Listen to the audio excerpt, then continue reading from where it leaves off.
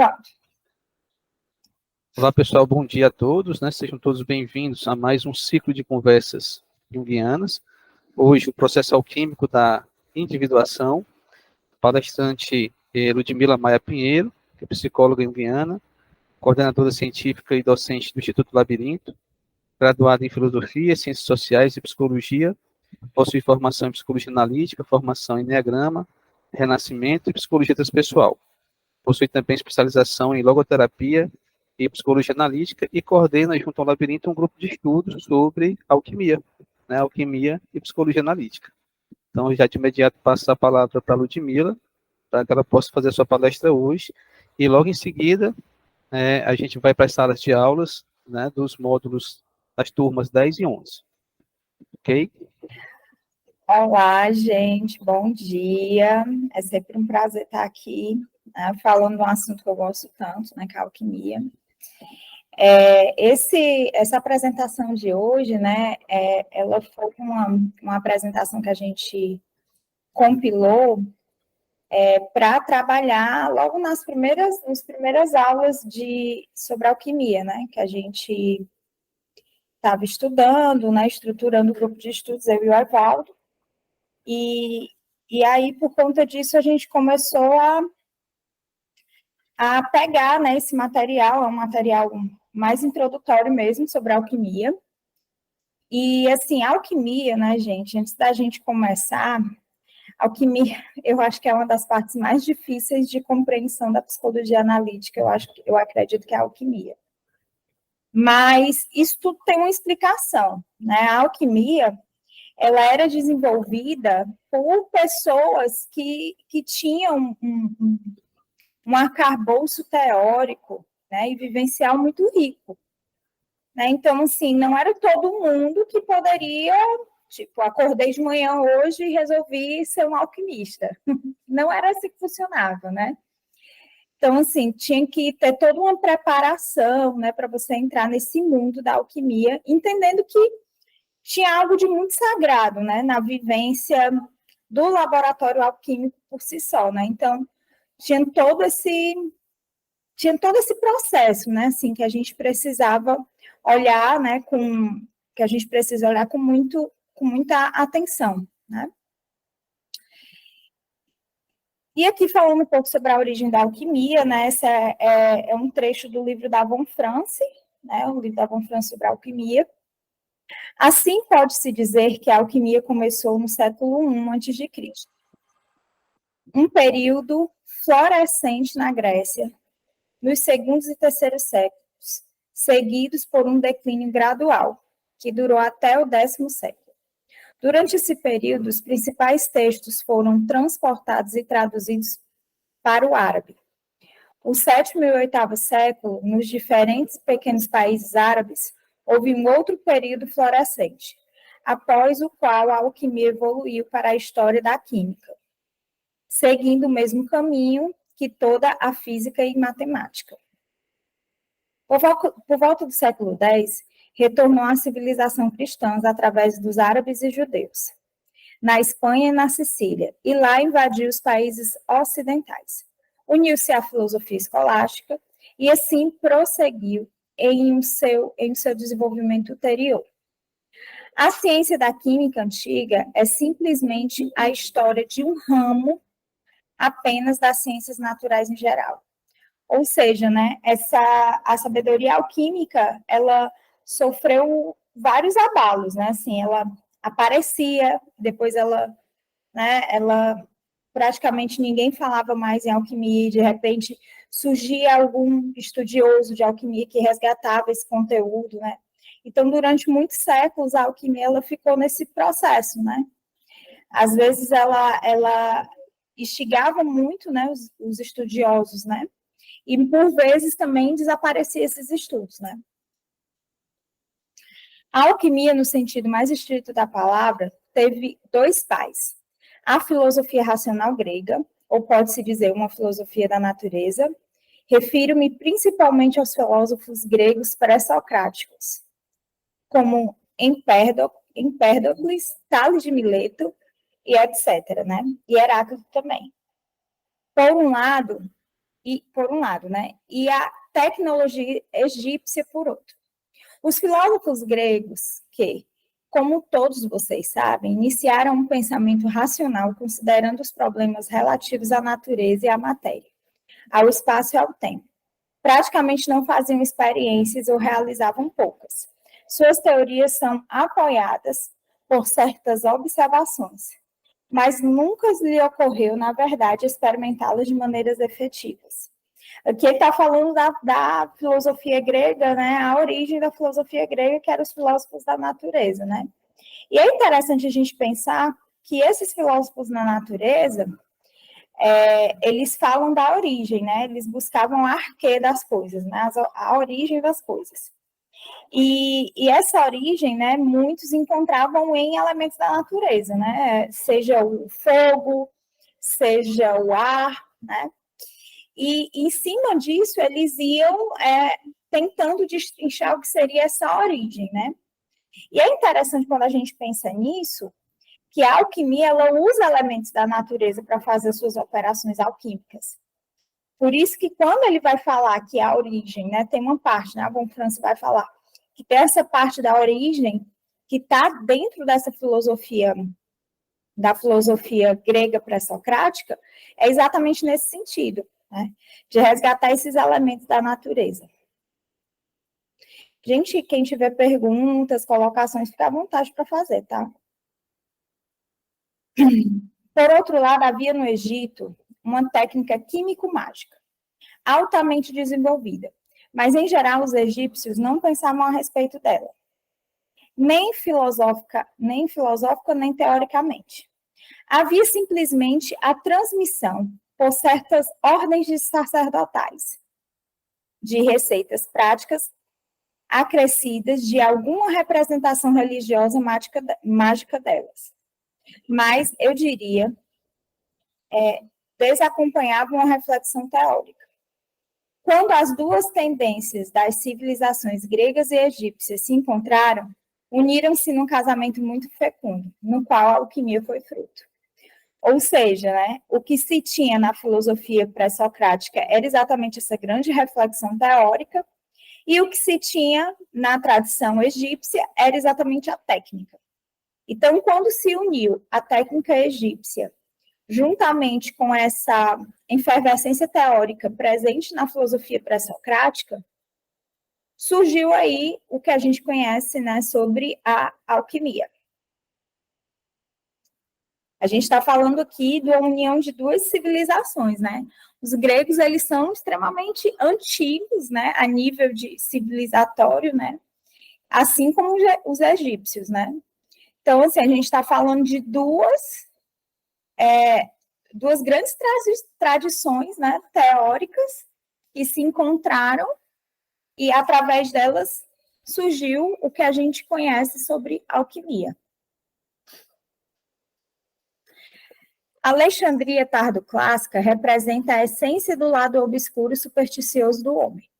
Aqui, no antigo centro da cultura universalista grega, em solo egípcio, constituía por uma amálgama de povos de várias raças, por colonos gregos, romanos, por egípcios e judeus. Convergiam nos primeiros séculos da era cristã as linhas de todas as disciplinas individuais que formaram um complexo da filosofia hermética. A alquimia, a magia astral e a cabala. Os sistemas sincretistas complementares, de que se alimentavam formas híbridas de filosofia helenistas e de religiões orientalistas, e cultos de mistérios. São conhecidos pelos conceitos de gnose e neoplatonismo. Gente, é tão interessante isso, né? Porque a parte desse processo de constituição da alquimia se deu na cidade de Alexandria. A gente sabe que, a nível territorial, a cidade de Alexandria ela é conhecida como uma das primeiras cidades universitárias. Não se tinha nem esse nome na época, né? Mas era um lugar onde se encontravam, né, várias tradições, seja a egípcia, seja a tradição judaica, os mestres sufis, né? Todos eles compartilhavam desse mesmo território. Como era um território muito grande, a nível territorial mesmo, a cidade de Alexandria, ela pegava vários povos, né? E ali existia uma comunicação, uma troca de tradições muito forte. E a partir desse encontro, a alquimia ela foi também se estabilizando, né? Se estabelecendo dentro desse terreno. E aqui falando um pouco sobre onde estudar, né?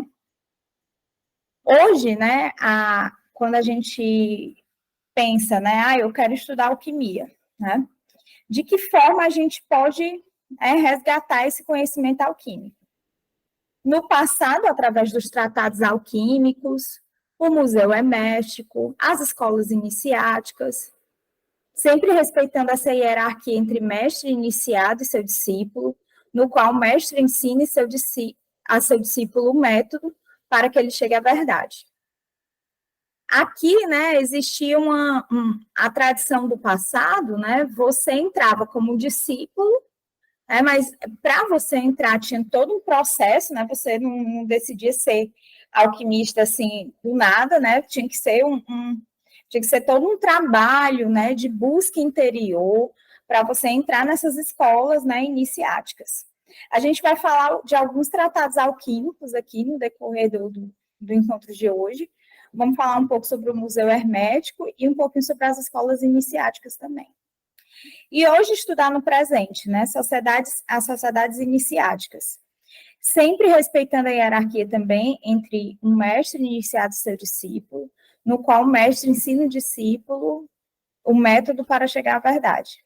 Esse método é ensinado através de ritos iniciáticos. Então, existem algumas sociedades iniciáticas que permanecem nesse processo alquímico até hoje. E a gente vai falar um pouquinho, sobretudo, sobre os tratados alquímicos mais antigos, né? A gente vai citar aqui alguns. Que, inclusive, o Jung cita e a Von Francis cita, né, na obra deles. E aqui falando sobre uma figura muito importante, né, na história da alquimia, que é o Paracelso. Paracelso compara a imaginação, a faculdade imaginativa, a um imã, que, através da sua força atrativa, atrai as coisas do mundo exterior para o homem, para aí as transformar. Sua atividade é, pois, concebida sobre uma figura do alquimista, do escritor forjado no mundo interior. Assim, é decisivo dominá-las, pois o que o homem pensa é o que ele é, e uma coisa é aquilo que ele pensa. Se ele pensar no fogo, ele será fogo. A alquimia, ela existe também, gente, dentro de uma correspondência entre aquilo que é visto, percebido no processo alquímico, essa transformação, existe uma consonância, né, entre essa transformação da estrutura química ali no processo alquímico e essa transformação interior. Então, existe todo esse processo do indivíduo de entrar em contato com as questões dele, né, de entrar em contato com as próprias transformações individuais a partir do manejo das substâncias do processo alquímico. É por isso que, quando o Jung ele começou a se debruçar sobre os estudos alquímicos, ele começou a ver exatamente essa identificação da psicologia analítica, da maneira com a qual a análise se encontra, né, a análise se estabelece, juntamente com o próprio processo alquímico. E aí ele vai enxergando a importância de fazer, né, de ter esses estudos da alquimia para até solidificar o trabalho dele com a psicologia analítica. Isso é uma coisa que a gente vai percebendo no decorrer dos livros do Jung sobre alquimia, né? O quanto que ele faz essa alusão, né, de trazer essa referência da alquimia com a psicologia analítica, né, com a parte mais profunda da psicologia analítica. E aqui falar um pouquinho sobre o Hermes Trismegisto, que também é uma outra figura, né, que vem aí do Museu Hermético. O Hermes Trismegisto, ele também foi uma figura muito importante para a origem da alquimia. Ele fala sobre ele é conhecido como 3 vezes iniciado, né, que tem a ver com com o processo de magia, de sacerdócio de conhecimento, porta esse conhecimento desde a antiguidade, por toda a eternidade. No Egito, né, ele é um deus, né, que a mitologia grega pegou meio que emprestada do Egito, né, porque a origem dele é no Egito, e aí, com o tempo, né, ele foi sendo captado e levado também para a tradição mitológica grega, né, como Hermes. E como conhecimento, né, assim, o Hermes Trismegisto, ele tinha, né, essa habilidade de estudos do gnosticismo, na cabala, na escola pitagórica, Platão e os neoplatonistas, alquimia, outras escolas iniciáticas, e também ele é muito uma referência também para a própria psicologia analítica, né? Aqui, gente, a gente encontra um pouco sobre o hermetismo e as 12 teses da Tábua de Esmeralda.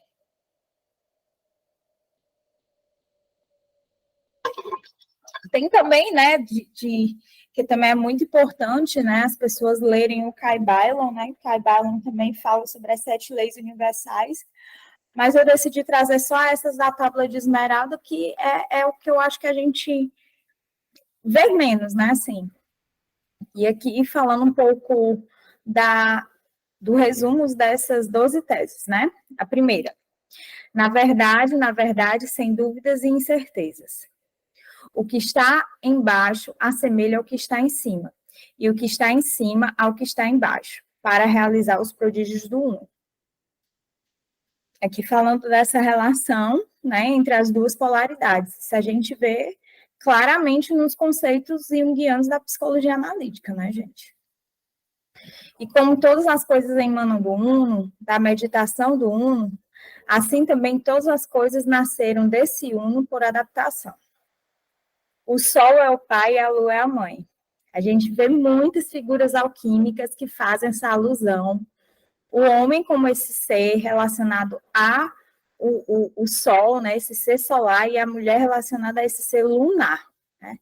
Então, assim, muitas figuras alquímicas, né, principalmente quando são figuras que falam sobre a conútios, né, sobre o casamento sagrado, a gente vê muito essa representação do homem e da mulher, e sempre a representação do homem relacionada com o sol e da mulher com a lua. O vento transportou em seu ventre e a terra é a sua ama. E aqui falando sobre as relações, né, entre os fenômenos também da natureza, juntamente com a origem desse universo. Ele é o pai de todas as maravilhas do mundo. É plena sua força quando se converte em terra. Separa a terra do fogo e o subtil do imperfeito, docentemente com um grande engenho. Sobe da terra ao céu e daí regressa à terra e recebe a força das coisas superiores e inferiores. Assim, obterás a clara evidência do mundo e todas as obscuridades se afastará de ti. Olha esse movimento, né? O movimento de subida e de descida, né? De progressão e regressão da libido também. A gente encontra isso na psicologia. É a força de todas as forças, pois vence toda a sutileza e penetra toda a densidade. Deste modo, foi criado o mundo. Assim serão operadas admiráveis variações e adaptações para as quais aqui é dado o meio. Foi-se dado o nome de Hermes Trismegisto, porque possui 3 partes da sabedoria de todo o universo. Pode falar, Felipe. Eu estava vendo aqui, né, a gente lê várias vezes, né, a Tábua de Esmeralda, mas eu tive essa impressão, assim, muito parecido com os versos do Tao Te Ching, assim, né? Tem muita semelhança, né? O Tao Te Ching pode ser considerado, assim, um texto base alquímico também, sim, para a alquimia chinesa? Será? Sim. Sim, Sim, é considerado. Eu acho que quem pode falar até mais sobre isso é o Evaldo, que o Evaldo estuda mais filosofia oriental do que eu. A alquimia chinesa se baseia no Tao Te Ching, né, Felipe? Né? No I Ching também, né? No Xing também. E a partir do Xing, a partir do Tao Te Ching, surge a alquimia chinesa, surge a medicina chinesa, surge também a prática de exercícios físicos e de luta, de arte marcial, que é o Tai Chi Chuan. Então, essas três vertentes se baseiam nessas duas grandes obras, Tao Te Ching e no I Ching. E é interessante que isso que você falou, né, assim, Felipe, o Tao Te Ching, é impressionante como o Tao Te Ching, ele traz elementos extremamente parecidos com a Tábua de Esmeralda, né? É quase como se é nessa hora que você vê, né, que as tradições elas se encontram, né, entre elas, né? E o quanto tem aí uma relação entre aquilo que a gente encontra na base filosófica oriental, né, com a base grega, né? E óbvio, né, existe aí aquilo que a gente pressupõe que seja uma comunicação que vai para além dessas paredes, né? Assim, se a gente pensar a nível de inconsciente coletivo, a gente está falando de uma raiz, né? Que tem aí uma relação com essas tradições, né? Filosóficas e alquímicas, né? Também. Na China, né, simplesmente China antiga, medieval, o nome da alquimia, né, se a gente for pegar a expressão, seria Qigong, que é o trabalho com o Qi, o trabalho com energia, né, que é uma prática hoje muito utilizada para exercícios físicos, onde você trabalha a sua energia, né? Então, você imagina que a prática da alquimia tem a ver com a manipulação desse Qi, que se manifesta de várias formas. E as formas como esse Qi vai se manifestando, ele pode se manifestar como terra, pode se manifestar como água, como fogo, né?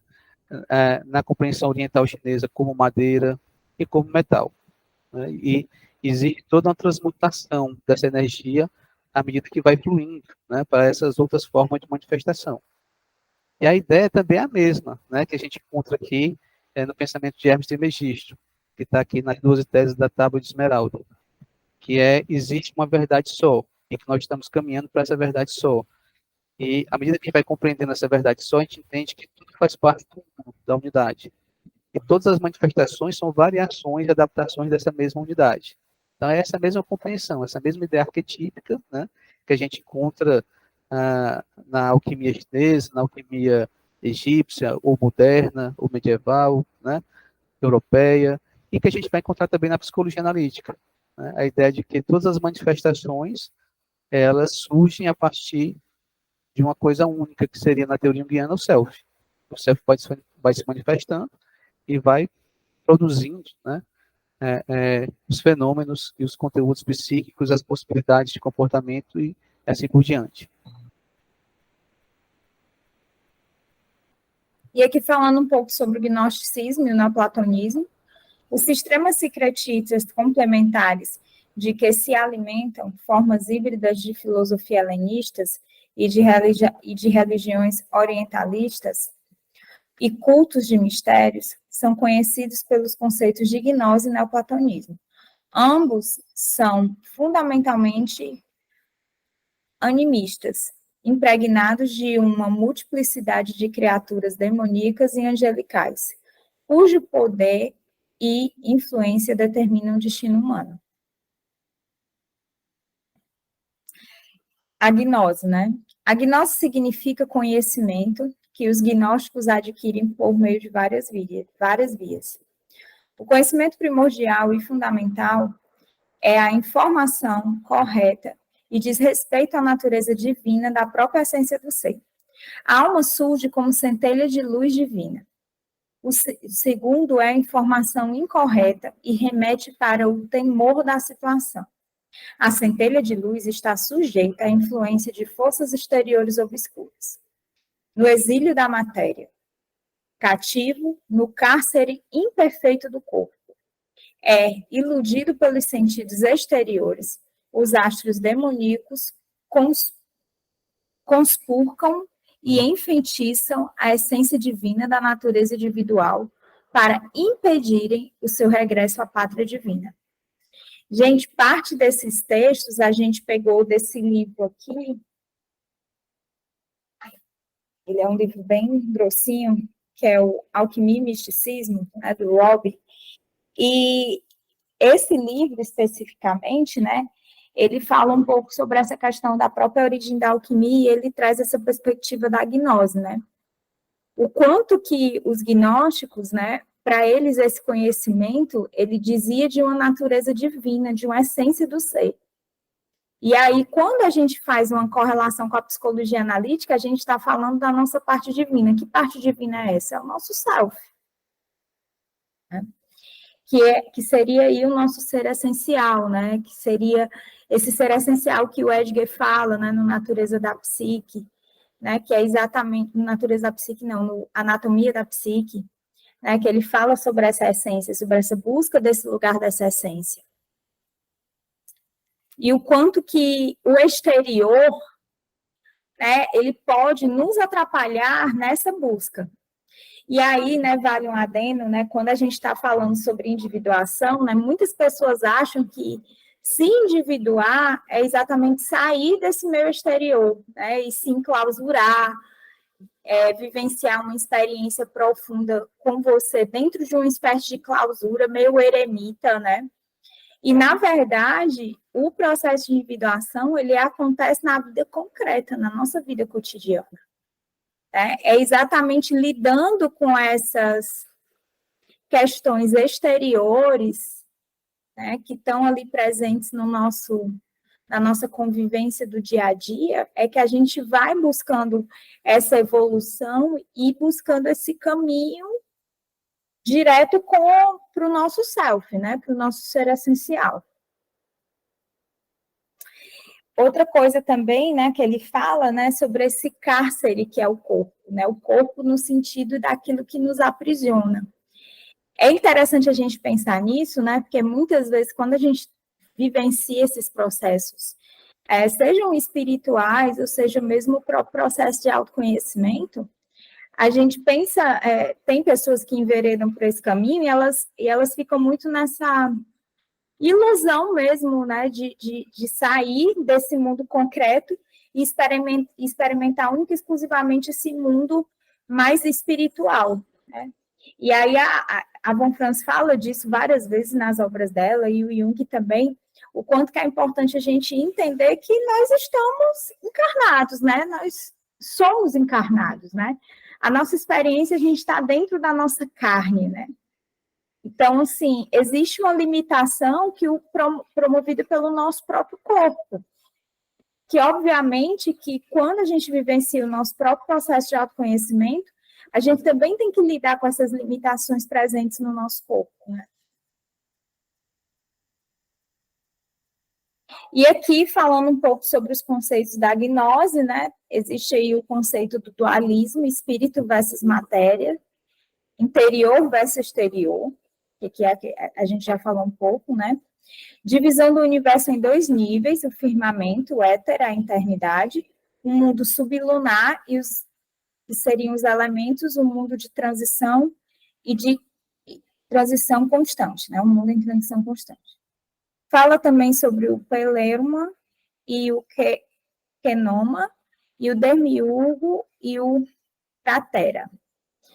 Como autores, tem o Zoroastro de Platão, Aristóteles e Cláudio Ptolomeu. Que é Ptolomeu, né? Cláudio Ptolomeu. Que é o mesmo Ptolomeu.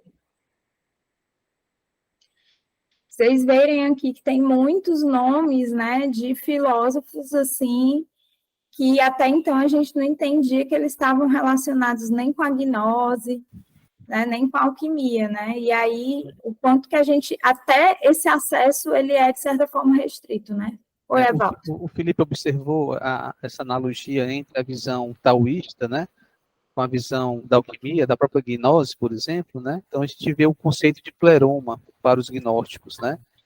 Que é esse mundo transcendente, esse mundo de onde tudo foi criado, surgiu, né? A emanação vem do pleroma, mas a gente não pode observar o pleroma, a gente não pode se conectar com o pleroma, né? É exatamente a ideia do Tao. o verdadeiro tal, né? Você não pode desconectar o tal.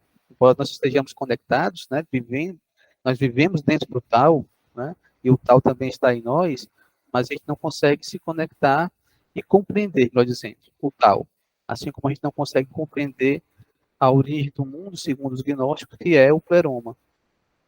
Então, a partir do pleroma, surge as partes da divindade, né? Que surge como cisígia, ou seja, como um grupo de opostos, um par de opostos, e à medida que vai preenchendo o genoma, que seria o receptáculo, o recipiente, né?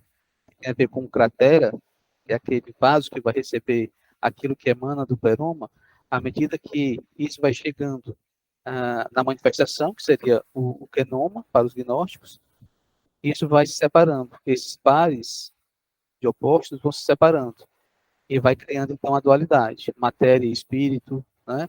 Como no taoísmo, né? No Tao em si, tudo está unido, tudo está contido, né? À medida que o Tao vai se manifestando, ele vai formando a polaridade. Aí passa a surgir então o Tai Chi, né? Que é a lei da suprema polaridade.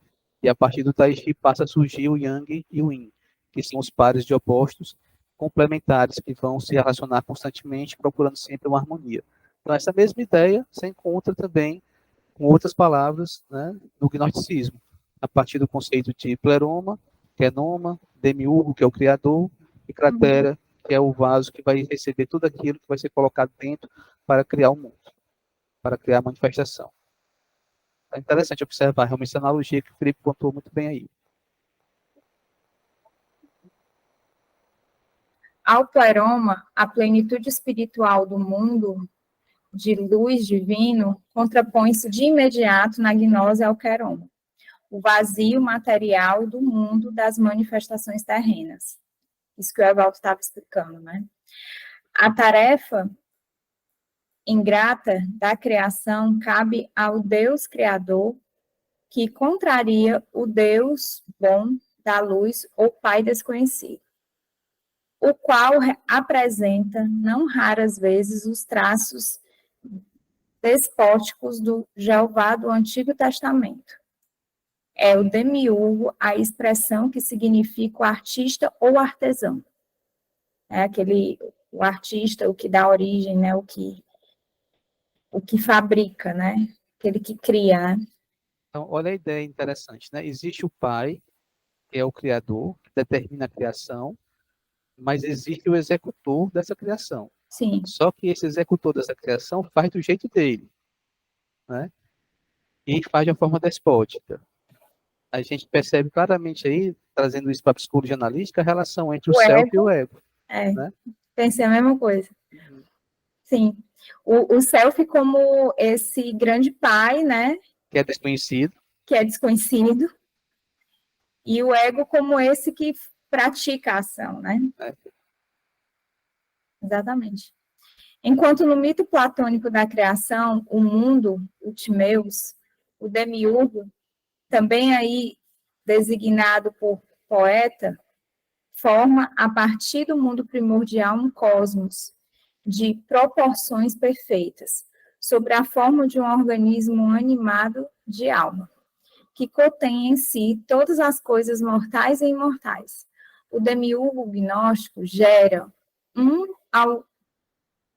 almedônio de uma criação corrupta e imperfeita, que terá de ser aperfeiçoada e acabada, segundo a convicção dos alquimistas, através de sua arte, mediante uma nova organização e reorganização. É interessante essa palavra arte, né? Eu estava vendo o livro 1 do Jung, né? Os livros negros, e tem uma parte que ele está escrevendo, né? E que ele se questiona se o que ele está fazendo é uma obra de arte. Não sei se tu viu essa parte, Evaldo. Que aí ele faz essa alusão a isso que ele escreve. Será se o que eu escrevo de fato é arte? Porque existe algo de muito profundo no fazer artístico, né? Porque tem a ver com essa coisa da criação, né? Então, assim, ele tem momentos que ele questiona muito se o que ele está fazendo é arte. E o Jung, ele era um exímio artista, né? A gente tira pelas mandalas, né? Pelas figuras, né? E nesse mesmo momento a alma dele se manifestava e dizia para ele: olha, o que você está fazendo é uma religião, é uma nova religião. Então o ego do Jung estava na dúvida, né, sobre o que ele estava fazendo. Era arte ou era uma religião? Se fosse uma religião, como a alma dele, no caso a ânima dele, estava propondo, ele estaria criando dogmas. Aí ele deixaria de ser cientista. Então ele teve que lutar contra essa tendência de ser um profeta, de ser um guru, né, de cair nessa armadilha, para poder se manter firme como um cientista, como um pesquisador. E ele conseguiu, né, se libertar disso e ser realmente um pesquisador, um cientista, e construir a sua teoria sem se fechar em dogmas. Porque se ele tivesse se fechado em dogmas, ele teria criado uma religião, e não uma ciência, né, não uma teoria científica. Exatamente. Em muitos mitos gnósticos, cabe ao homem uma missão criadora e autônoma para curar o organismo enfermo do mundo. Olha que interessante isso. Tem de conduzir as centelhas de luz divina, o ouro espiritual, até a pátria celeste através das 7 esferas planetárias do cosmo ptolemaico e de regresso à pátria terrena. A esfera exterior de Saturno corresponde à veste inunda da alma, ou seja, o metal grosseiro, o chumbo. Transpô-la significa a morte física e a putrefação da matéria que constitui uma transformação prévia necessária. As fases seguintes eram Júpiter, estânio, Marte, ferro, Vênus, cobre, Mercúrio, mercúrio, Lua, prata, Sol, ouro. O quanto que existia, né, nesse processo aí da alquimia, o processo de transformação desse próprio homem, né? Esse homem que era visto, né, como um metal de menor valor, né, que seria esse chumbo, e a transformação desse homem nesse metal nobre e incorruptível, né, que seria o ouro. Esse é o processo alquímico, né, o processo de transformação desse metal. Concomitante à transformação desse metal, existe a transformação desse indivíduo.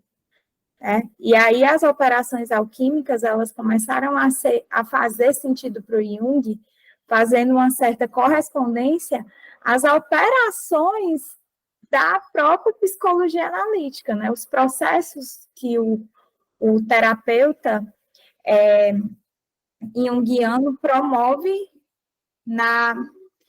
o processo que o terapeuta junguiano promove na análise, né? Suponha-se que vários metais representam diferentes graus de maturidade ou estágios de enfermidade de uma única matéria base, no seu caminho para a perfeição, o ouro. A fim de facilitar a passagem através dos 7 portões dos demônios planetários, era necessária a gnose e o conhecimento das práticas de magia astral.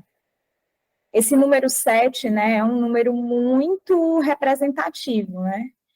Existe aí na tradição, né, o estudo sobre os setênios, né, que o nosso corpo, ele muda completamente de 7 em 7 anos, né? Todas as nossas células do corpo mudam de 7 em 7 anos. Então, 7 é o número dos processos. Ele está relacionado aos processos, né? Os processos da vida, né?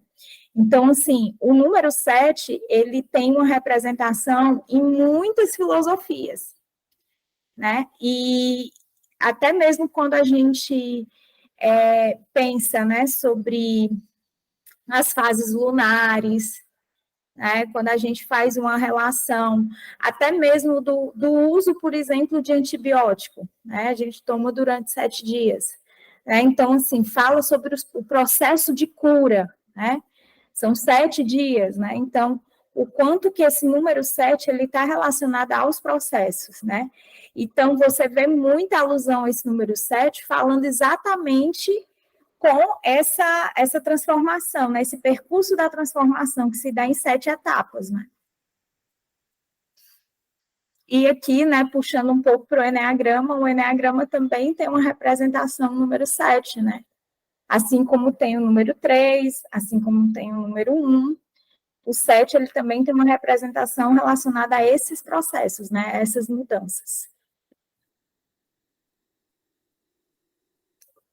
E aqui falando sobre o neoplatonismo, os neoplatônicos fundiram conceitos heterogêneos, por vezes divergentes, que o seu mestre expusera de forma dialética nos diálogos do espartilho apertado de uma ordem universal em uma forma de pirâmide.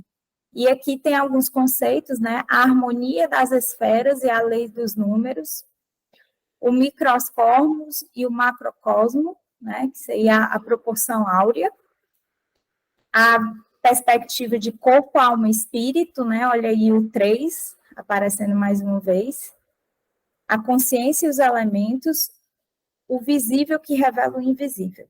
Não, então, são conceitos do neoplatonismo que, de certa forma, a alquimia ela também trabalha nessa mesma perspectiva. E tem como autor, né, o Pitágoras, né, que é bem conhecido. E aqui falando também de um outro autor importante, que é o Demócrito, né? Para o grego, Demócrito, filósofo da natureza, para o qual remete, aliás, a noção de microcosmos, todas as imagens relacionadas com os fenômenos, ideias ou pensamentos são essências concretas e materiais, cujas propriedades se podem transferir para o observador. Segundo ele, a própria alma é formada por sutis átomos de fogo. Assim, a esfera visível e tangível representa para os neoplatônicos também um resíduo imperfeito e grosseiro de uma longa sequência de estágios cada vez mais sutis da matéria.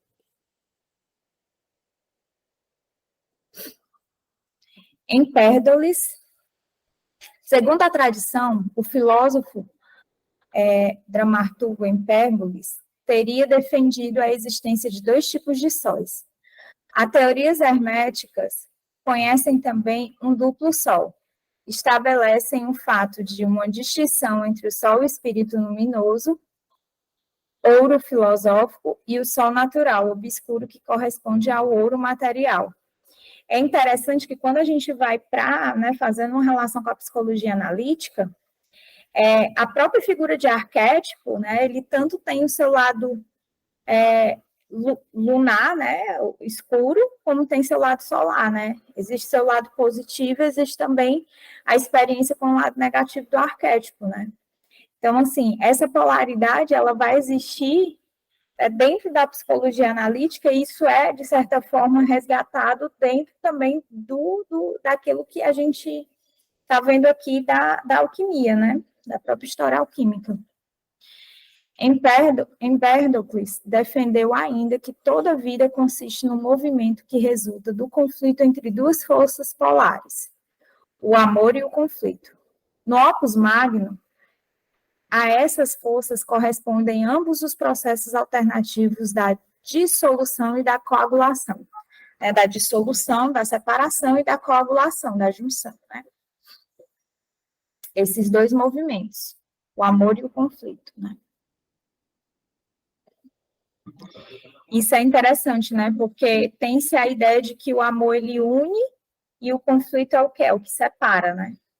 Então, esse movimento é um movimento muito alquímico também, né? Que também está muito presente no próprio processo terapêutico, né? Tem aquilo que une, né? Que às vezes o indivíduo ele chega ali em um determinado momento no processo dele de autoconhecimento que ele está completamente unificado, né? Assim, você percebe que, de certa forma, ele está conseguindo ali unir as partes dele, e tem momentos, né, quando você pensa que, eu já ouvi isso de um paciente que eu achei muito interessante, quando a gente pensa que a gente resolveu tudo, aparecem outras coisas, né? Então, aparecem outras coisas que acabam provocando essa dissolução, essa separação, né? Para existir uma nova união também, né? O quanto que esse processo ele é um processo espiral, né? Um processo de espiral, né? Uma espiral ascendente, né? Aí temos aqui Heráclito, a representação do fogo vivificante. Heráclito designa o fogo artístico que penetra toda a matéria. É uma herança da magia persa. A sua intervenção invisível faz, supostamente, a distinção entre a obra do alquimista e alquímico profano. E aqui são alguns tratados, né, de textos alquímicos. Temos a Maria Profetisa, que a von Franz ela cita, né, principalmente quando ela está falando sobre as funções, né, naquele texto dela sobre as funções, que ela vai falar do processo de você entrar em contato, né, com a sua, você tem sua função superior, entra em contato com a sua, primeiramente, né, você desenvolve função superior, função auxiliar, você entra em contato com a terceira função, né, que está mais no inconsciente, e quando você vai para entrar em contato com a quarta função, o 3 não vira 4, o 3 vira 1. Né? Vira 1 por quê? Porque tem esse processo da própria união, né? Da união desses aspectos, né?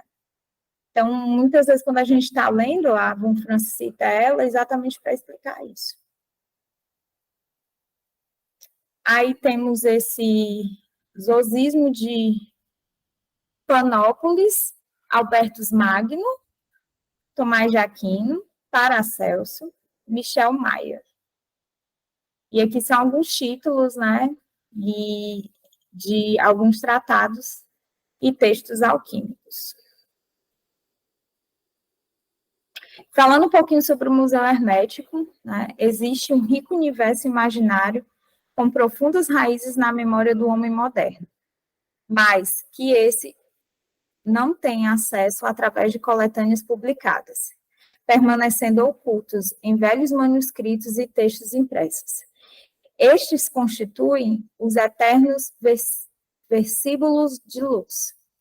O profeta da imaginação repleto de gravuras e exemplares de figuras platônicas, que regem a nossa compreensão do mundo e de nós próprios. Acerca delas, o poeta inglês William Blake diz que todas as coisas que acontecem na Terra refletem aí, e que, a partir dessas obras, que cada época se renova suas forças. É interessante também falar, né, que o Jung, ele buscou, né, ter acesso a muitos textos, né, herméticos, e quem procurava os textos alquímicos era a von Franz, né, era Valda. Ela fazia essa ponte, né, do Jung com a alquimia, porque como ela lia outros idiomas, né, então muito da tradução dessas obras vinha dela, né. Ela foi contratada para isso, né, para ser a secretária dele, para traduzir, né, todo esse material que vinha da língua grega, do próprio latim, né, de línguas antigas, e como ela tinha tido uma formação em letras, né, ela tinha essa capacidade, tinha esse preparo, né, para poder fazer essa tradução. Então, ela foi contratada para isso, e a partir desse encontro começou uma grande e profunda amizade entre os dois, que fez com que surgisse essa obra maravilhosa do Jung, que tem a ver com a alquimia. Né? Todo o trabalho do Jung em relação à alquimia tem um dedo da von Franz, tem a contribuição da von Franz. Exatamente. E aqui falando um pouco sobre a linguagem hermética, né? Quando a gente começa a estudar sobre os conceitos, a linguagem da alquimia, a gente vai vendo uma correspondência quase que direta entre isso que é a linguagem alquímica e a linguagem dos sonhos, por exemplo, né? Então, assim, a linguagem hermética, né, presente na origem da alquimia, existe essa relação muito forte com as linguagens dos enredos oníricos, que a gente vai encontrando, né, na clínica com os nossos pacientes, né? O quanto que existe essa imagem, né, que as imagens, como elas são enigmáticas, né, a linguagem é restrita, né, então, assim, existe uma linguagem restrita, as imagens, elas têm um enigma, né, que a gente, né, no processo de elaboração e de entrar em contato com essa imagem, né, que a gente promove isso para o nosso paciente, a partir desse processo a gente também vai entrando em contato com esses enigmas, amplificando essas imagens que os pacientes trazem, né? Então, existe aí, de fato, uma relação muito forte entre o que seria essa linguagem hermética e a linguagem dos próprios sonhos, né? E aqui ele fala, né? Utiliza-se de imagens enigmáticas e charadas linguísticas. Ao imbuí-las de uma singular áurea hieroglífica, os criadores dessas imagens procuravam remeter para uma época lendária de sua arte e para as fontes primordiais de sua sabedoria. O patriarca do misticismo da natureza da alquimia, Hermes Trismegisto.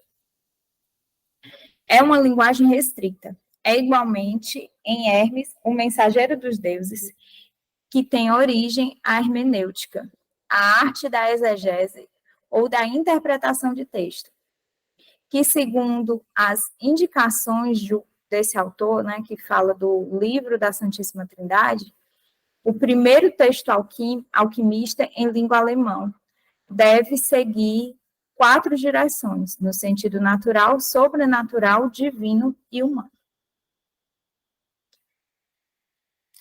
Aqui, né, gente, essa linguagem, ela era restrita porque o estudo da alquimia era restrito.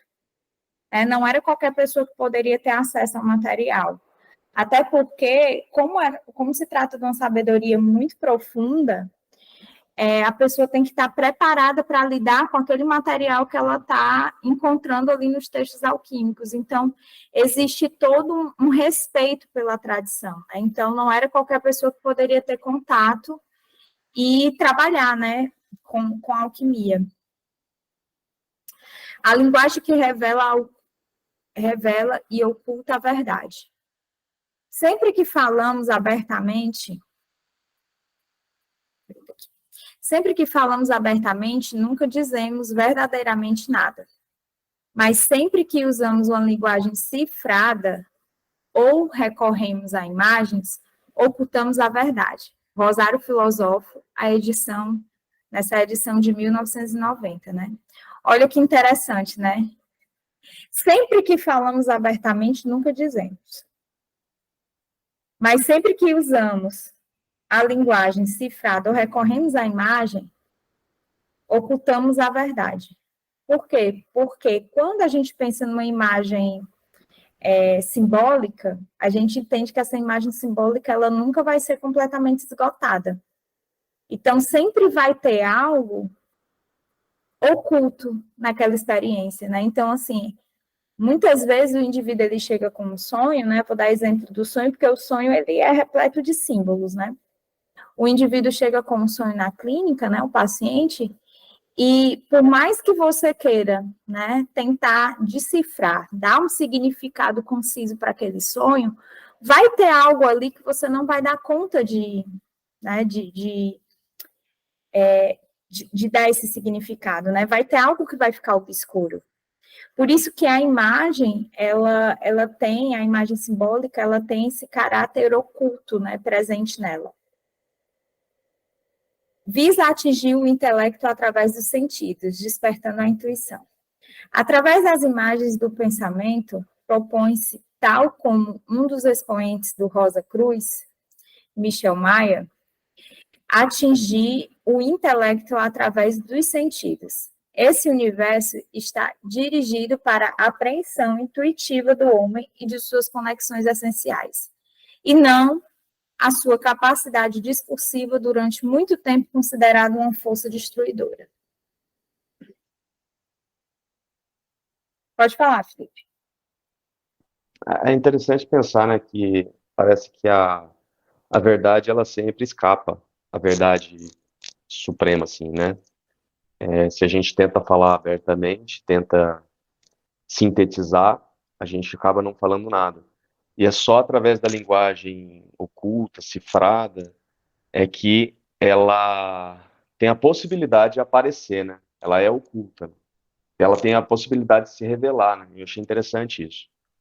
Que é como se a gente, através dessa linguagem simbólica, desse a oportunidade do self se manifestar, e não a gente tentar aprender o self, dizer o que ele é, o que ele está querendo dizer, né?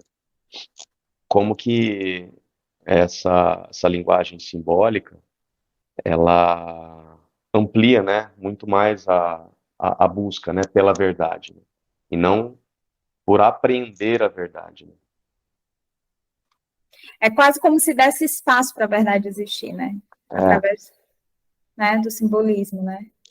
E isso que você está falando é muito interessante, porque, para mim, né, quando eu comecei a estudar psicologia analítica, tiveram duas grandes dificuldades conceituais, né? Primeiro, o símbolo, né?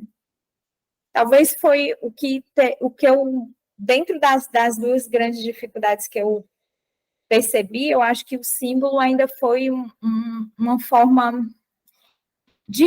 muito diferente de aprender a realidade, de aprender a verdade para mim, né? De entender que o símbolo ele é multifacetado, de que a linguagem ela é pura e simples simbólica, né? Por mais que a gente queira dar uma concretude, quando um paciente chega falando sobre um determinado problema e a gente começa a enxergar a fala desse paciente de uma maneira simbólica, é quase como se a gente pegasse aquela realidade ali e ampliasse, né? Isso é muito interessante, porque na maioria das vezes eu acho que essa é uma das grandes dificuldades da clínica, né? E do processo de se fazer como analista junguiano, né? Desse nosso processo que é eterno, né? A gente está o tempo todo se reconhecendo nesse lugar. Mas o quanto que é difícil a gente olhar e estabelecer que aquele indivíduo ele está trazendo é simbólico isso que ele fala, né? Eu acho que isso também foi uma grande dificuldade. A outra foi pensar por paradoxos, né? Então, assim, isso também para mim foi foi complexo, né? Até a gente conseguir entender o quanto que o mundo é paradoxal, né? O mundo é paradoxal, né? Nós somos paradoxais, né? Isso é muito interessante, né?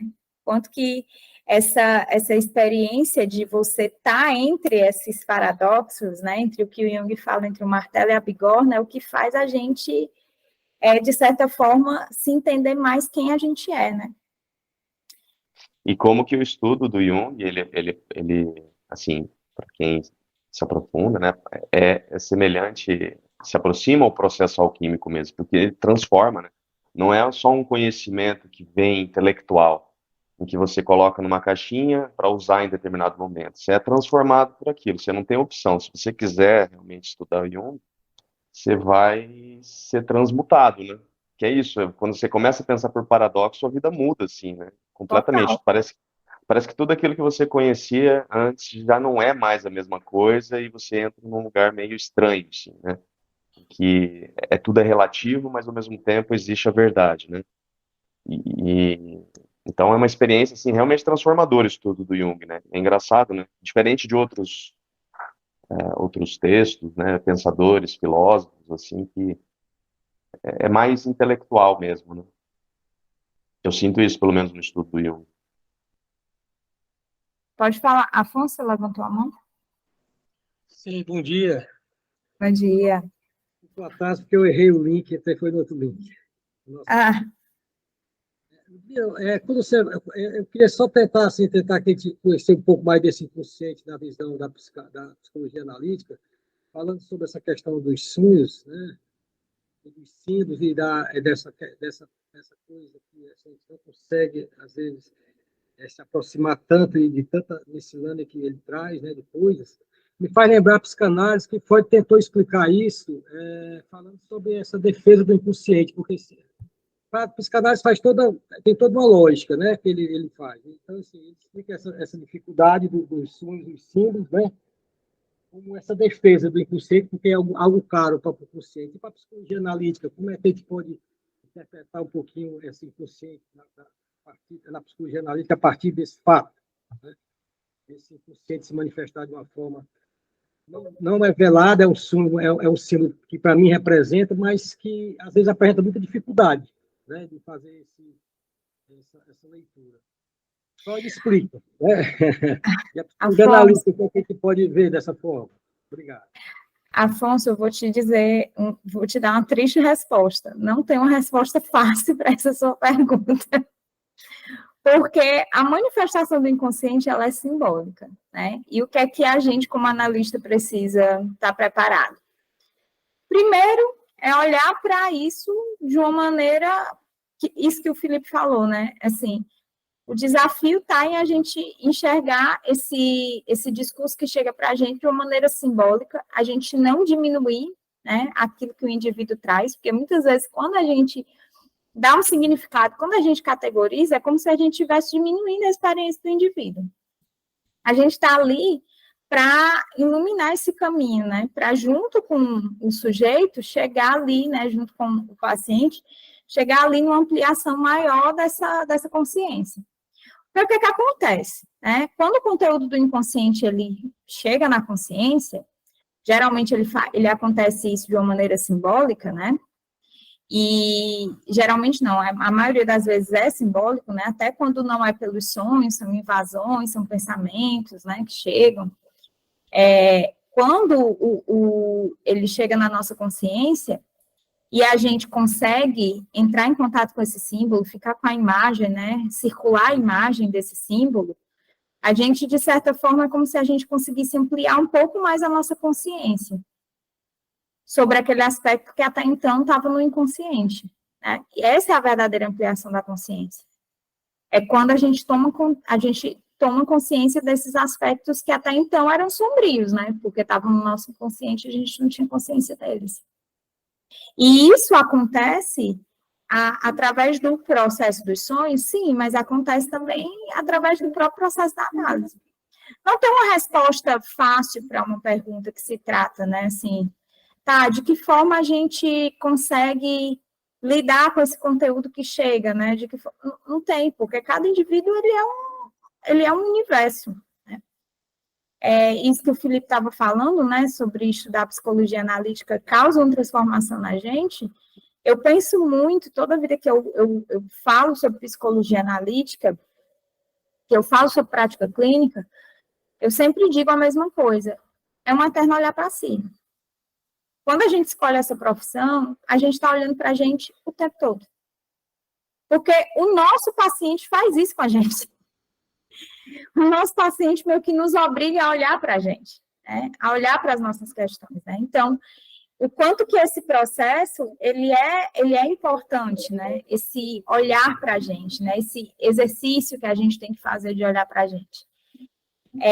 Não é você sentar ali na frente do seu paciente, ouvir seu paciente, cada um vai para o seu lado. Não, é aquela frase do Jung, né? O encontro de duas substâncias pode promover uma transformação nas duas pessoas, né? Assim como duas substâncias podem provocar, né, quando elas se encontram, uma transformação, duas pessoas também, quando são duas consciências, dois inconscientes ali se encontrando, existe uma transformação dos dois lados, né? É verdade. Quando você falava, eu me lembrava de um fragmento de um texto da natureza da psique, que a Lourdes, eu não me lembro especificamente, porque eu ainda sou iniciante, não gravei essas coisas, né? Mas ele fala que com a civilização a gente perdeu um pouco a ingenuidade. Né?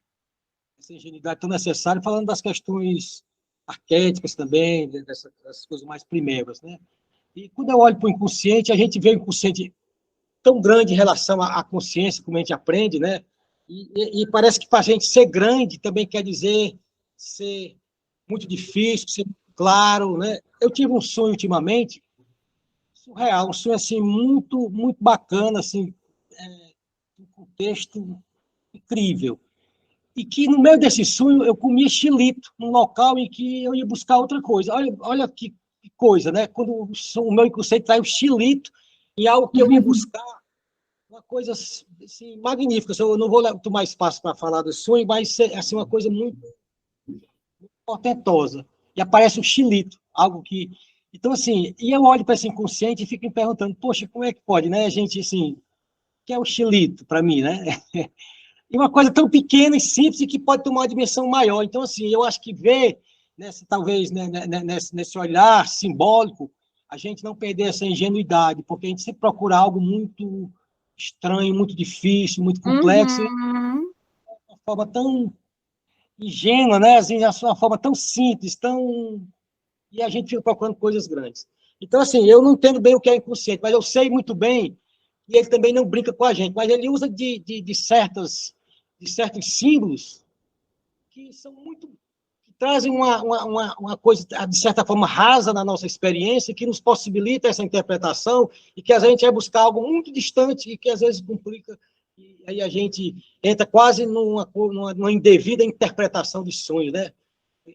Em vez de olhar para essa simplicidade, para essa ingenuidade. Eu acho que essa linguagem do inconsciente é uma linguagem ingênua, simples, no sentido de que nós devemos também resgatar essa beleza desse simples, desse menor. Né? Enfim, foi só um parênteses. Sim, sim. E obviamente que existem inconscientes e inconscientes, né? Tem pessoas que chegam relatando sonhos, né? Que eu digo, gente, o inconsciente é muito legal com essa pessoa, né? Porque deu a coisa assim, a gente percebe logo que é um negócio assim meio de bandeja mesmo, né? Mas tem inconscientes que eu vou te dizer, dá trabalho, viu? Porque às vezes traz elementos, né, que precisa de um tempo para elaborar. Porque eu acho que também tem um pouco disso, né? A gente tem pressa. Né? A gente tem pressa de ter as respostas. E eu acho que é nessa pressa de ter as respostas que a gente se engancha. E a gente faz isso até na clínica, né? Um paciente chega com um sonho, aí ele olha para você e diz assim, tá, e aí, doutora, o que é que você acha? Aí eu olho assim para o sonho, não me vem, né? Não me vem nada no momento que o paciente fala, por exemplo, né? Por que que ali eu não compreendo que preciso de um tempo, né? Assim, para maturar a imagem dos sonhos, né? Porque às vezes chega e a gente quer uma resposta logo, mas não é para ser logo, né? Para você circular a imagem, gente. O Jung fala disso, né? Não ter essa pressa, né? A psicologia analítica, ela é uma abordagem que ela não foi galgada nessa ideia de resolver, nessa ideia da pressa, né? Ela tem uma profundidade, e tudo que é profundo demora mais. Senão a gente estaria fazendo outra coisa, não fazendo psicologia analítica, né? Então, eu acho que tem um pouco disso também, né? E por isso que uma operação muito importante, né, do processo alquímico é o banho-maria, que tem a ver com Maria Profetiza. Sim, né? Sim. Né? Que é sem exatamente... pressa, né? Sem pressa, né? sem Você pressa. cozinhar algo que está na água e bota no fogo, né? Para poder ser um cozimento lento e gradual, sem muita pressa. Chega o paciente, né, Valdo, e fala assim, não, doutor, eu quero só resolver isso aqui. Né? Quantas sessões vai demorar para resolver isso aqui? Não tem como você dar essa resposta. Não tem, porque o tempo, ele é extremamente relativo, né? Só que, obviamente, né, a gente está vivendo uma realidade onde as pessoas querem respostas muito rápidas. E aí é onde o bicho pega, né? Oi, Célia. Bom dia. Só para mim complementar aqui assim, a questão dos sonhos, né? A questão do inconsciente. Quando acontece, aliás, essa é uma pergunta, Ludmila. Quando acontece no dia a dia algo na sua vida que lhe comove muito, e aquilo, querendo ou não, você entrou num processo do inconsciente, porque quando vai dormir, é interessante, você está com muitos dias que nunca mais sonhou. E através daquilo, aí, quando você vai dormir, você sonha. E um sonho, assim, bem histórico, sabe? E aí, eu fiquei pensando assim, será que é porque a Alice saiu do inconsciente? É pensamento meu, mas eu estou lançando a pergunta. No dia a dia, aquilo que ocorreu, se manifestou em todo o meu corpo, né? Porque o psíquico depende do corpo, né? Como o corpo depende da psique, né? E será que aí eu vou dormir, sonho um sonho grande, e aquele sonho tem vários símbolos que surgiram ali, que é para poder eu voltar ao meu consciente, interpretar aquilo e circular e ficar na observância do decorrer daquilo que aconteceu anteriormente. Não sei se você me entendeu. Entendi. Eu acho que é um pouco disso. Se você está sonhando com esse evento que aconteceu, significa dizer que talvez você tenha que olhar mais para ele, né? Ah, mas ele aconteceu quando eu estava no desperta, né, e tal. Ok, se você está sonhando com ele, tem algum elemento ali que o teu inconsciente está te dizendo, olha mais para isso aqui, né? Então, assim, o sonho é uma forma da gente entrar em contato com esses conteúdos que a nossa consciência, de certa forma, ou rejeitou, ou não quis olhar, ou foi incompatível. Né? Então, o sonho, ele é uma forma da gente entrar em contato com esse conteúdo que está incompatível com a nossa consciência, né? E aqui falando um pouco, né, já estamos aqui nos minutos finais, falando um pouco sobre Jung e alquimia, né? Aqui é um trecho do Anatomia da Psique do Edgar, né, que ele fala, cedo percebi, ele aqui citando Jung, né? Cedo percebi que a psicologia analítica coincidia de modo bastante singular com a alquimia. As experiências dos alquimistas eram, num certo sentido, as minhas próprias experiências, assim como o seu mundo era o meu mundo. Foi, com efeito, uma descoberta marcante. Eu encontrara a contraparte histórica da minha psicologia do inconsciente. A possibilidade de comparação com a alquimia, bem como a cadeia intelectual ininterrupta que remontava ao gnosticismo, davam-lhe substância. Quando me debrucei sobre aqueles antigos textos, tudo encontrou seu lugar.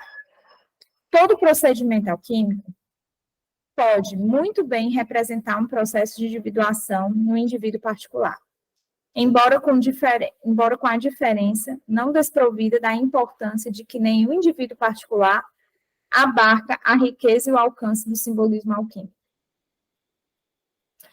Este tem a seu favor o fato de ter sido construído ao longo de séculos.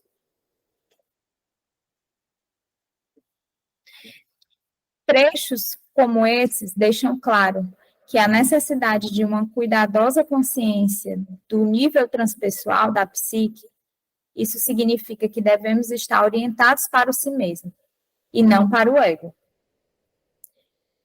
Há aqui um paradoxo, como ocorre tão frequentemente na alquimia e na psicoterapia.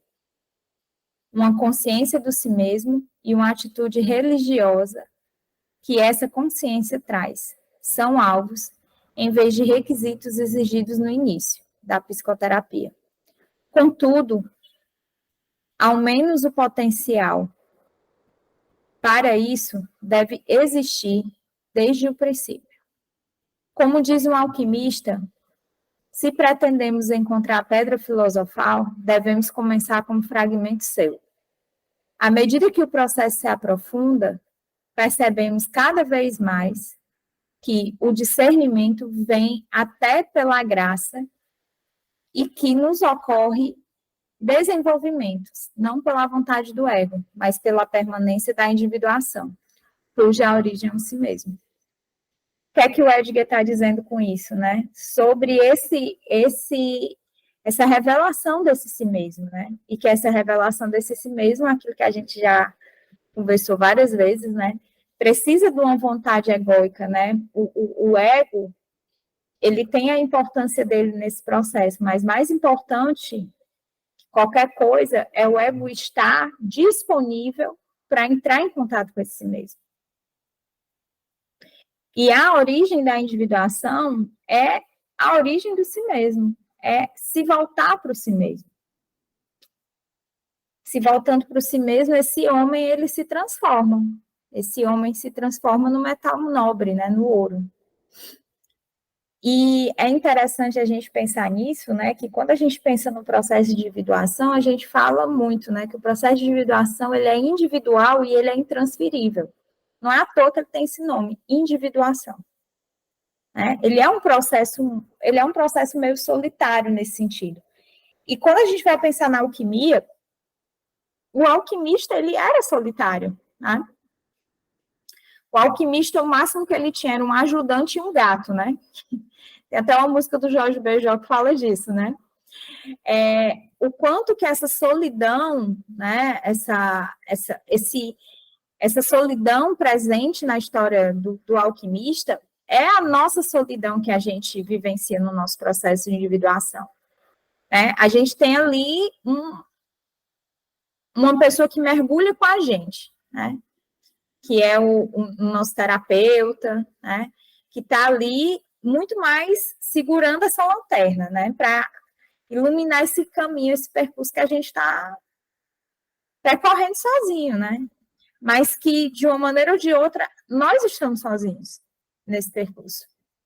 Né? Mas a gente não precisa se isolar para vivenciar isso, né? O que é um paradoxo, né? Porque você está na sua própria companhia, mas você também está no mundo, né?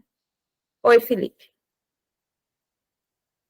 Você está falando da solidão, do caminho, né, da busca. Eu lembrei da carta do eremita.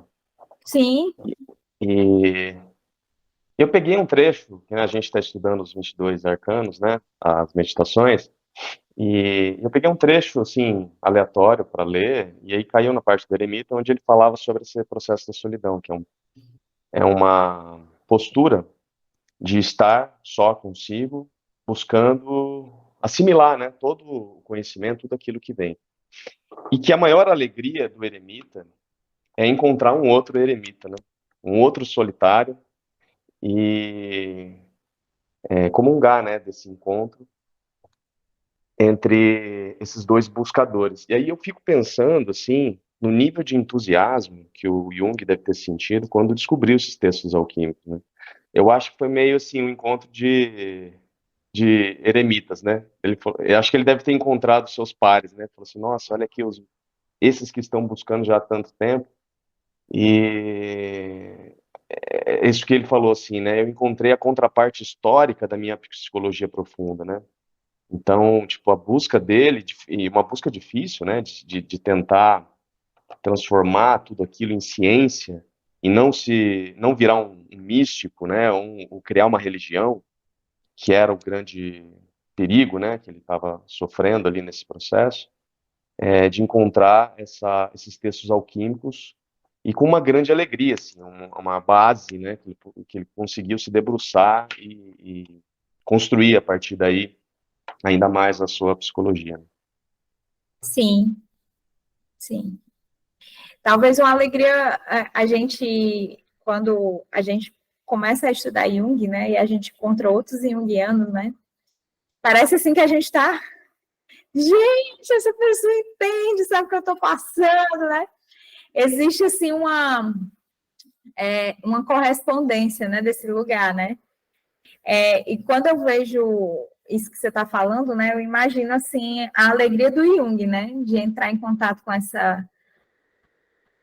com a tradição da alquimia, o quanto que fez sentido. Ele, então, o que eu estou pensando, porque ele passou pelo processo de eremita dele, né, ele largou tudo, né, ficou morando, né, na casinha dele ali perto do laguinho, né, e tal, né, durante tanto tempo, né, então, assim, ele estava no próprio processo pessoal dele, né, e aí, a partir desse mergulho pessoal, ele entrar em contato com esses textos, né, sagrados, né, o quanto que isso aliviou, né, meu Deus, eu não estou sozinho, né, é aquela sensação, né, de você... Tudo bem, você está no seu processo e tudo, mas você não está só, né? Tem outras pessoas também buscando esse mesmo processo que você, né? É isso. Que bom, né? Que bom.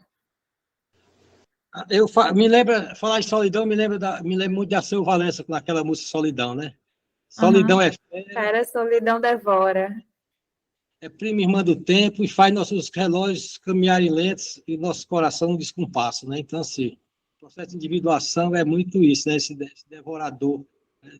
Sim, perfeito. Esse ego, né? Muito massa. É isso mesmo. É linda essa música, é verdade. E aqui falando, né, o finalzinho, né, falando sobre essa opus magnum, né, que tem como definição transmutar a prima matéria em pedra filosofal. Prima matéria, essa primeira matéria, transformar em pedra filosofal. Seria essa opus magnum, né? E os alquimistas, eles definem, né, a prima matéria como o nosso caos, ou as tenebrosas massas informes resultantes de Lúcifer, né, da união do Lúcifer e de Adão. Assim, sublimá-lo ou elevado até o lápis não significativa, senão reconduzir a sua condição paradisíaca à criatura caída ou perdida. Encontrar a matéria-prima verdadeira para a obra era a tarefa primordial do alquimista. O seu segredo específico é bem protegido com nomes codificados. Então, exatamente essa junção, né, desses dois seres, né, dessas duas contrapartidas, a gente vê muito, né, em figuras alquímicas, né, essa alusão tanto a seres angelicais como a seres demoníacos, né, fazendo essa contrapartida entre essas duas figuras paradoxais. E aqui, né, a Opus Magno, né, e as etapas, né, fazendo uma relação com as regências zodiacais, né. A calcinação, que seria a oxidação, está relacionada ao carneiro. A cristalização ao signo de touro, né, a fixação a gêmeos, a dissolução e fusão, né, ao caranguejo, né, câncer, a decomposição a leão, a destilação, separação do líquido e do solo, virgem. Isso aqui é mais uma amplificação, né, gente?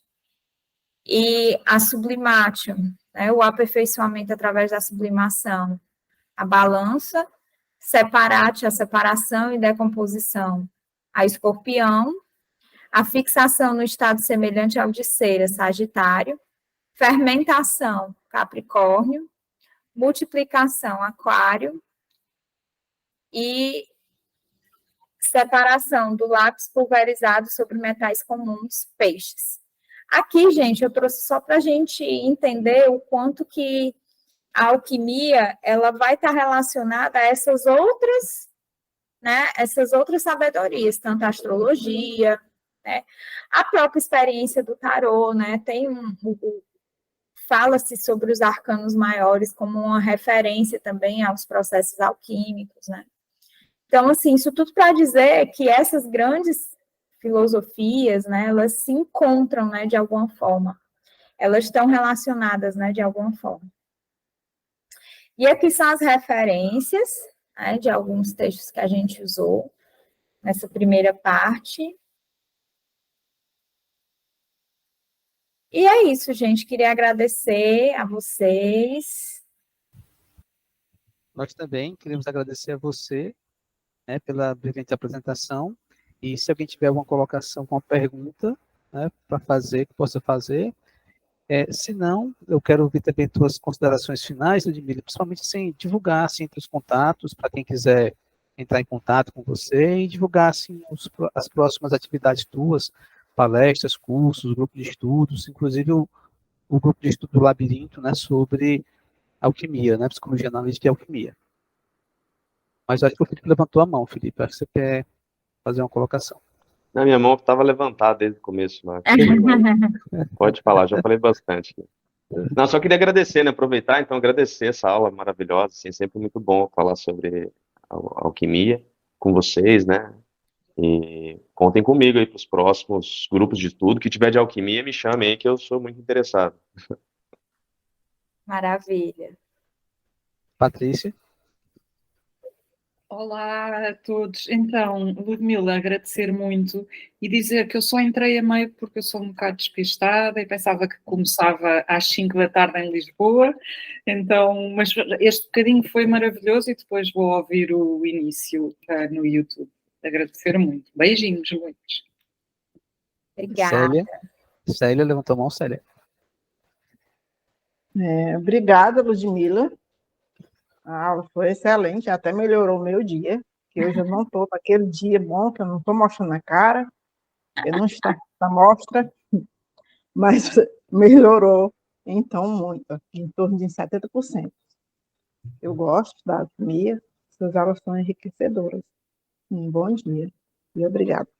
Obrigada, gente, obrigada. Então, né, queria muito agradecer, né, a presença de vocês, né, Acho que aqui todo mundo sabe as minhas redes, né, e tal. Eu sempre publico as coisas que eu tenho feito, né?